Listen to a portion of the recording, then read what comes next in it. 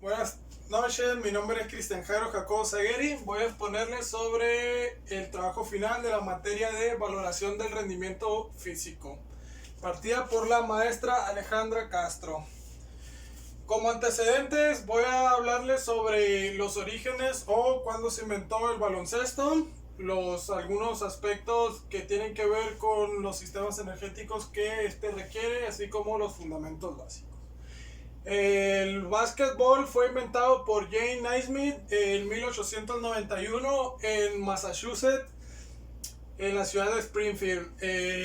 El deporte está fundamentado en 4 aspectos básicos: el bote, pase, tiro y la defensa. A partir de estos aspectos se originan todas las demás acciones que intervienen dentro de este deporte. Y de acuerdo a Bompa, el deporte, la ergogénesis del deporte es de un 40% anaeróbico y un 60% de trabajo aeróbico. Voy a hablarles sobre las condiciones para el entrenamiento bajo las que se encuentra el deportista o el sujeto. La preparación física del deportista estuvo planificada en función de ejercicios que se pudieran hacer en el hogar, dado por la contingencia o por la restricción que las autoridades sanitarias han hecho de ir a lugares públicos o sitios donde hubiera conglomeración de personas. El trabajo está enfocado preferentemente en ejercicios de coordinación de piernas, pliometría, flexibilidad y fuerza. Todo ello se va a estar llevando dentro del hogar del sujeto. A continuación voy a explicarles una serie de pasos los cuales son necesarios para el proceso de evaluación y control del entrenamiento físico. En un primer paso, para el control y la evaluación del rendimiento físico o del rendimiento deportivo, debe tener un propósito, es decir, lo que se quiere lograr. Si es un atleta que quiere lograr una base aeróbica y en la primera evaluación logró 20 minutos de carrera continua, puedes decir que dentro de un mes quisieras tú, o 4 semanas quisieras tú, que esos 20 minutos se convirtieran en 40. Entonces tú ya tienes tu objetivo. Posteriormente, llevar el registro de los cambios, es decir, si la planificación está marcada en, digamos, 5 meses, entonces el primer mes, la primera evaluación te duró 20 minutos el atleta en carrera continua. Para las 4 semanas tú pretendías que corriera 40. Entonces, al momento de hacer la evaluación, si el deportista hace 30 minutos, es que está por debajo de lo que tú tenías planificado. Entonces tienes que modificar la dinámica de entrenamiento que este lleva. El tercero es marcar objetivo específico, es decir, que tú vas a estar preparando al atleta porque dentro de 3 meses va a tener una competencia, ya sea un regional, un estatal, universitario. Entonces ese sería el objetivo específico para el cual tú vas a estar desarrollando las capacidades físicas y que el atleta llegue en su máximo pico de rendimiento físico. El número 4 es la selección del método de control. Esto es que realmente el control que tú utilices para estar evaluando al atleta mida lo que realmente quieres medir. De nada te va a servir si el atleta es de resistencia, de nada te sirve hacerle evaluaciones o controles sobre la potencia en tren inferior con el Axon Jump. Si realmente la acción que ejecuta es carrera continua, digamos que es un maratonista. Y por último, que los resultados que este test o que ese control que hayas seleccionado sean claros, que te arrojen los indicadores que te van a ir diciendo si tu trabajo o si el trabajo que estás realizando es el correcto, si se va a alcanzar el propósito o los objetivos que se tienen planteados. Dentro de estos controles existen pues para cada capacidad, hay múltiples controles, algunos pueden ser para capacidad de agilidad como el de Illinois, el de Cooper para el consumo máximo de oxígeno, el RAST que es para la resistencia a la velocidad, un test de Montreal que también puede ser un test de un test submáximo que puedes medir el consumo máximo de oxígeno también, pero este es un poco más controlado. O bien está el de cicloergómetro en el cual puedes medir el umbral anaeróbico, el lactato en sangre, que serían test fisiológicos. Las pruebas pueden ser tanto de campo como de laboratorio según el lugar o el sitio, así como el objetivo que tenga esta para evaluar. Como les decía, si es con el cicloergómetro y quieres evaluar lactato en sangre o umbral anaeróbico, forzosamente tiene que ser un test de laboratorio. Pero si quieres medir el consumo máximo de oxígeno, solamente puede ser un test de campo mediante Cooper, donde pues señala la distancia que recorrió durante los 12 minutos de carrera continua. Existen modelos o diferentes modelos para hacer un plan gráfico de entrenamiento durante una temporada. Los más populares es el de triple periodización o el más común, el contemporáneo, que es de Matveyev, el cual comprende el ciclo preparatorio, competitivo y de tránsito, que es el que mayormente se utiliza en la actualidad. Está el de bloques de Verkhoshansky. Una versión un poco diferente es el modelo de bloques también de Bondarchuk. También tenemos el modelo de ATR, el modelo de Bompa denominado largo estado de forma, y el de Cerulo, que es microestructuras o un modelo cognitivista. Cabe destacar que los modelos o los planes gráficos que pudieras utilizar para hacer una planificación de tu equipo, de tu deportista, no es en función de que el de Cerulo es mejor que el de Verkhoshansky o viceversa, sino que es en dependencia de las demandas del deporte, el modelo que se debe utilizar. Si es un deporte que constantemente va a estar en competencia semana a semana o un par de días, cada 2 o 3 días, es conveniente utilizar el modelo de microestructuras de Cerulo. Pero si es un deporte que cada 3 meses vas a tener competencia, puede ser más óptimo utilizar el modelo ATR. Y si es un deporte el cual tu competencia va a ser dentro de 6 o 7 meses, probablemente sea más óptimo utilizar la triple periodización de Matveyev. Existen diferentes tipos de efectos del entrenamiento. Estos son el efecto agudo. Este se da dentro de la misma sesión. La aceleración del pulso, la aceleración o el cambio un poco más intenso de la frecuencia respiratoria, así mismo como el agotamiento. Existe el efecto inmediato, el cual está dado después de una sesión, que puede ser al otro día. Siempre un referente para este tipo de efecto es que normalmente después de hacer una carga de ejercicio, al otro día es común que te sientas adolorido, entonces estamos hablando de un efecto inmediato. También existe un efecto acumulativo, donde hay cambios en el estado del cuerpo, es decir, el cuerpo ya se adapta a la carga, incluso puede desarrollar las actividades o los ejercicios de una forma o con una técnica mejor a como lo hacía durante las primeras 2 o 3 semanas. Está el efecto retardado, el cual hay cambio de las habilidades motrices y técnicas, es decir, es un poco el efecto acumulativo pero mejorado, ya que aquí puedes ejecutar de mucho mejor manera los movimientos que normalmente el deporte requiere, e incluso mejorar algunos tiempos si lo estás midiendo mediante test, o bien después de hacer una pausa o un parón de actividades, cuando recobras la actividad puede que vuelvas en el mismo nivel. Y está el efecto residual, que es el que se busca o es el último que se obtiene más bien, Aquí un indicador observable puede ser el desarrollo muscular, ya sea la hipertrofia de los músculos. Se forma una base que después de una pausa en el entrenamiento se conservan las habilidades y capacidades motrices. Es decir, que a pesar de que cese el entrenamiento durante una semana o dos, cuando se retoman las actividades vuelves con un nivel alto de rendimiento. Para determinar el perfil neuromuscular son necesarios hacer las siguientes evaluaciones o los siguientes test de salto: el squat jump, el contramovimiento, Abalakov, drop jump y load jump.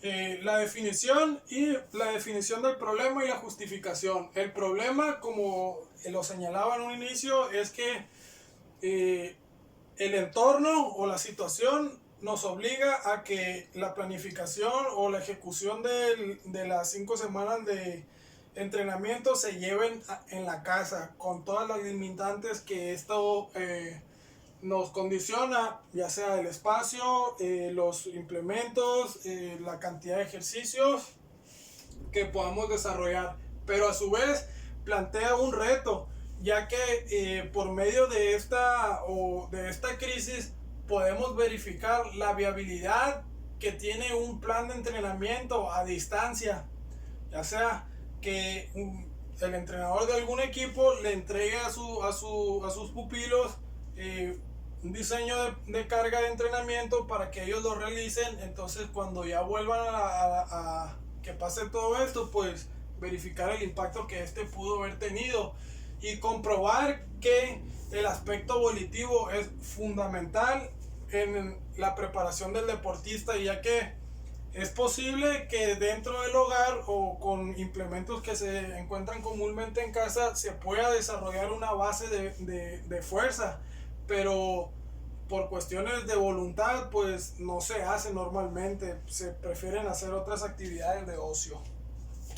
El objetivo del programa es valorar el efecto de la planificación para mejora de las capacidades de resistencia, agilidad, flexibilidad mediante la prescripción del entrenamiento del modelo ATR en 5 semanas. Y la hipótesis que tenemos es que la planificación del entrenamiento de 5 semanas mejorará las capacidades de resistencia, agilidad y flexibilidad de manera significativa en el caso de estudio.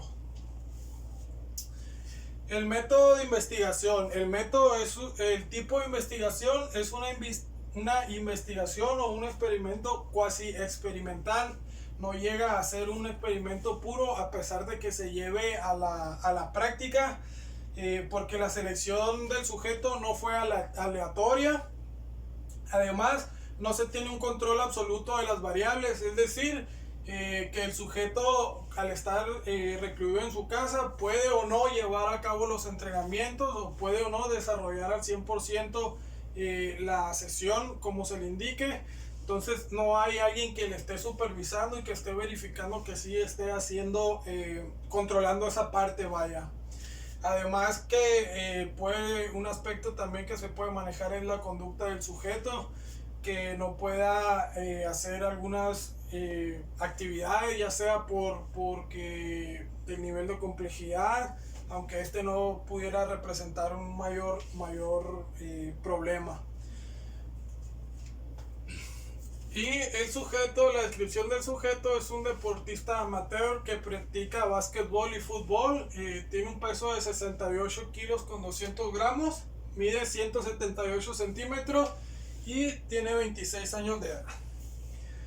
Los instrumentos y el procedimiento que se utilizó para realizar las evaluaciones previas al programa deportivo fue el Kurzarbeit. Se acudió a una cancha de fútbol rápido con pasto sintético para aplicar este test. Se llevó consigo la bocina y algunos conos para marcar el área que se iba a estar recorriendo. Además, el test de Illinois, es importante mencionar que los tests se hicieron el mismo día. Primero el de Illinois por el esfuerzo que requiere, y después el de resistencia, que es el de Kurzarbeit. Y el mismo día, pero más tarde se hicieron las evaluaciones de flexibilidad en gemelos, sóleo, glúteo mayor e isquiosurales. Este es el diseño o el plan gráfico que se le realizó al atleta. Como bien pueden ver, es un modelo ATR, ya que es el idóneo para digamos, esta situación o este periodo de tiempo en el que se va a estar entrenando. Está comprendido por 5 semanas, que abarca todo el mes de abril. Aquí están las capacidades que vamos a estar trabajando: resistencia aeróbica, fuerza, agilidad, flexibilidad. Aquí tenemos los días que vamos a estar trabajando cada una de las capacidades, los volumen mínimos y máximos según sea la capacidad. Por ejemplo, si es fuerza, lo estamos midiendo en repeticiones. Si es agilidad, lo estamos midiendo en longitud o en metros recorridos. Y aquí lo tenemos. Esta es una sesión de la cual el sujeto desarrolló. Es la sesión del día lunes. El día lunes tenemos los lunes que vamos a trabajar resistencia aeróbica, fuerza y agilidad. Por lo tanto, tenemos resistencia aeróbica, fuerza y agilidad. Un poco la metodología que iba a trabajar para fuerza iba a ser el método HIIT durante 40 segundos por cada ejercicio, que es la pata de nado en cúbito supino, sentadilla, elevación de piernas igual en cúbito supino, lagartijas, desplazamiento de cangrejo, elevación de pierna al costado, abdominales. Cada ejercicio, como les decía, son 40 segundos. Entre cada serie se iba a hacer un descanso de 4 minutos por 4 rondas. Para fuerza, salto a la valla de 30 centímetros, ya que contaba con vallas para hacer el trabajo ese pliométrico, con un volumen total de la sesión de 100 saltos, distribuidos de 5 series de 20 saltos. Posteriormente haría salto a la valla con sentadilla, es decir, un salto a la valla y una sentadilla. Serían 40, sería igual un volumen de 100 saltos y 100 sentadillas de 5 series por 20. Serían las aducciones con las ligas, estar aduciendo el músculo. Sería colocarse una liga en la pierna y hacer el movimiento de cerrar la pierna. El curl de femoral, acostados con una liga, acostado boca abajo, pone flexión la pierna y una liga y estar haciendo el curl. Y de agilidad son juegos de pie. Contaba con una escalera en el hogar, entonces se le encomendó, se le recomendó, se le planificó más bien que hiciera diferentes movimientos con juego de pies en la escalera, que sirve para la coordinación o la agilidad. Ahora aquí tenemos la valoración del efecto del entrenamiento en el sujeto durante las 5 semanas que estuvo entrenando en el hogar. Durante las primeras 2 semanas tuvo un efecto agudo. Asimismo tuvo un efecto inmediato. Esto ya que los pulsos durante las 2 primeras semanas pues se tomó como referencia más la cantidad de pulsaciones que tenían después de terminar el ejercicio, así como la recuperación que tenían para realizar nuevamente la serie. Entonces la primera semana pues los pulsos se mantenían con el mismo nivel. Digamos, si terminaba en 140 pulsaciones y comenzaba nuevamente el ejercicio en 128, pues ese suceso estuvo pasando durante las 2 primeras semanas, que fue un proceso de adaptación, digamos. Pero además tenía un efecto inmediato, ya que las actividades o la carga generaba principalmente una fatiga permanente que según el grupo muscular que se trabajaba, al otro día amanecía adolorido, a lo que recomienda el atleta. Pero además en la 4ª semana tenemos que logró un efecto acumulativo, es decir, que cuando hacía digamos, el ejercicio de sentadillas con salto, durante la primera o segunda, incluso la tercera semana, para la cuarta serie de 5, el sujeto ya sentía una fatiga o una considerable fatiga.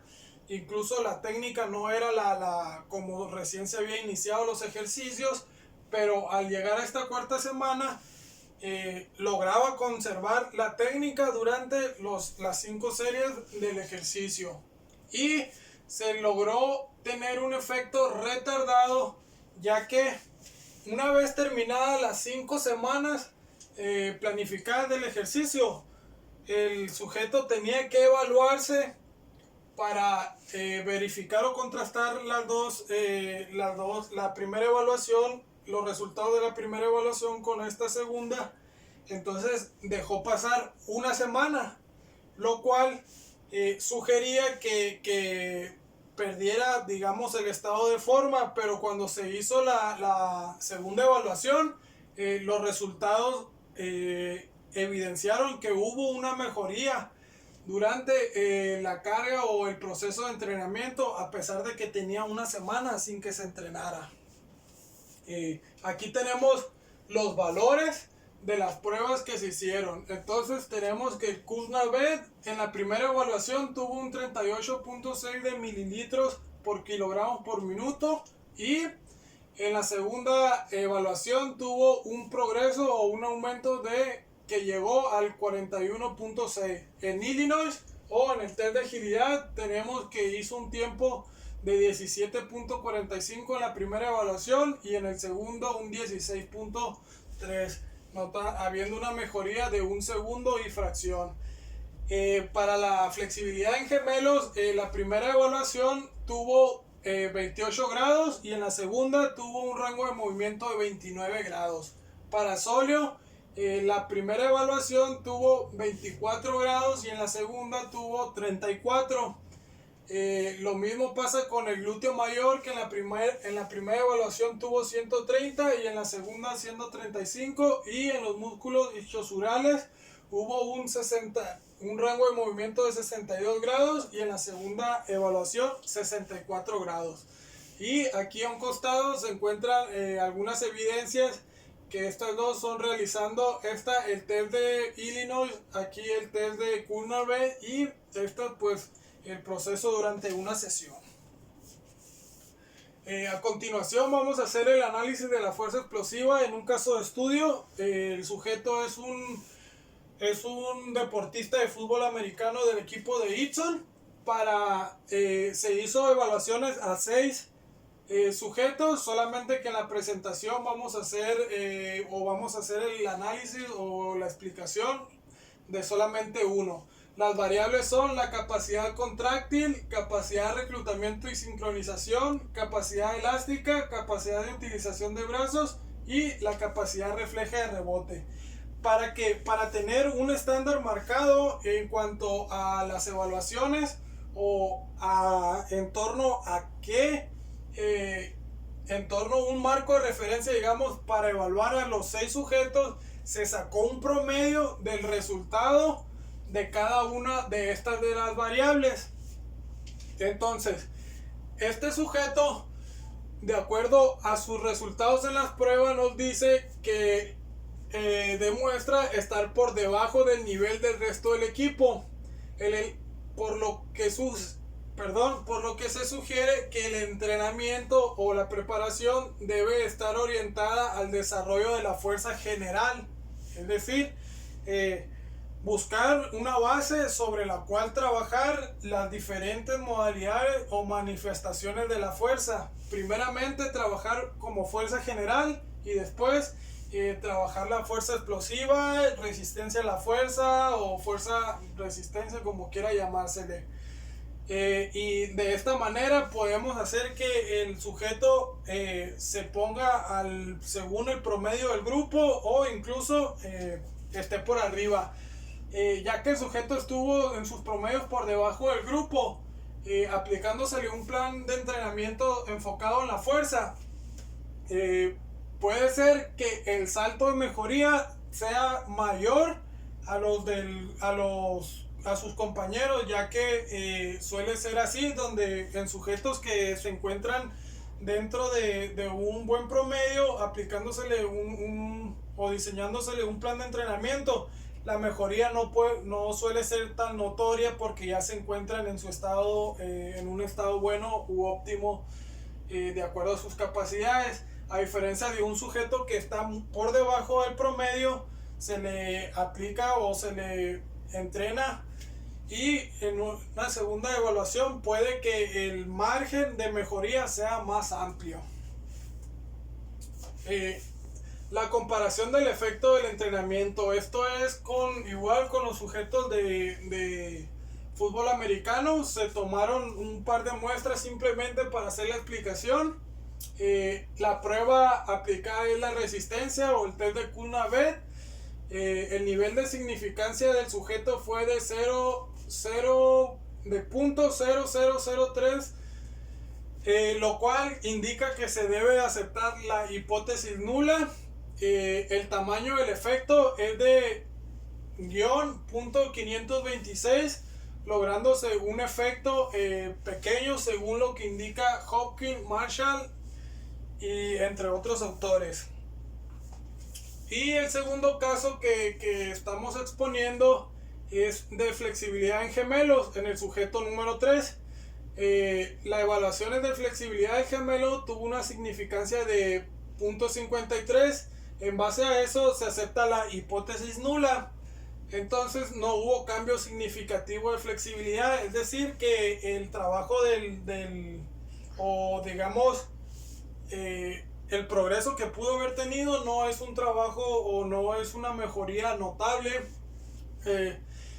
ya que el tamaño del efecto fue de 0.200, lo cual indica, según estos autores, que se encuentra en un nivel trivial o pequeño la mejoría. Lo mismo se puede decir si se toma como referencia eso del sujeto.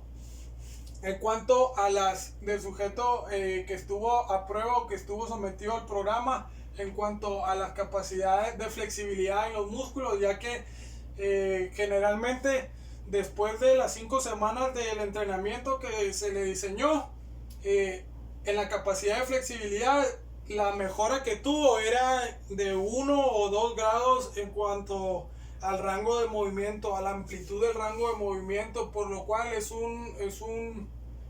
una mejoría trivial o realmente insignificante. Y como conclusión, para mí el entrenamiento de fuerza tiene una incidencia directa o es muy importante, porque una vez logrando un punto o desarrollando una base de fuerza, realmente impacta directamente en otras capacidades, como se vio en este sujeto.